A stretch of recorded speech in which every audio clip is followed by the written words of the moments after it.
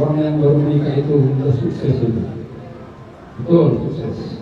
Tapi sukses itu nggak cuma hari ini, suksesnya kelak, seterusnya. Bagaimana caranya supaya sukses itu banyak disampaikan oleh para keluarga kita. Yang jelas kalian harus punya visi dan misi yang sama. Contoh, Ananda Hari Prayatno, bagaimana persepsinya terhadap ibu atau ayah mertua? Demikian juga Ananda Wulan, bagaimana persepsinya terhadap ibu dan ayah mertua? Itu harus sama persepsi. Demikian juga persepsi kita, visi-misi kita tentang sholat.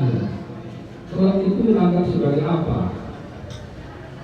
Apakah sholat itu dianggap sebagai kewajiban saja? Kalau Hari Prayatno menganggap sholat itu sebagai kewajiban, sedangkan Ananda Wulan sholat itu bukan dianggap sebagai kewajiban, itu visi-misi sudah berbeda. Kalau visi-misi sudah berbeda, maka sikap yang kita lakukan itu berbeda. Tapi kalau kita menganggap sama, sholat itu sama-sama sebagai kewajiban. Kalau menganggap sebagai kewajiban, ulang sebagai kewajiban sama, maka sikapnya dalam menjalani kehidupan ini sama. Tapi begitu pun, sholat yang kita anggap sebagai kewajiban itu belum tentu, belum pas dalam pandangan agama. Masih ada yang lebih tinggi tingkatannya lagi. Apa itu? Sholat kita persepsikan sebagai sebuah kebutuhan.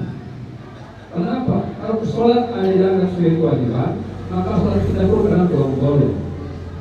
Sholat kita pun kadang-kadang suka kita, suka terlambat, ya kan, menurut waktu. Tapi kalau sholat sudah kita persepsikan sebagai sebuah kebutuhan, maka kita akan sholat jauh waktu. Nah itu, beda. Kita sama-sama punya visi dan pandangan yang sama. Sholat itu sebagai apa? Sebagai kewajiban kan? Sebagai kebutuhan kan? Bahkan ada yang lebih tinggi lagi yaitu sebagai kesyukuran. Terus punya pandangan yang sama.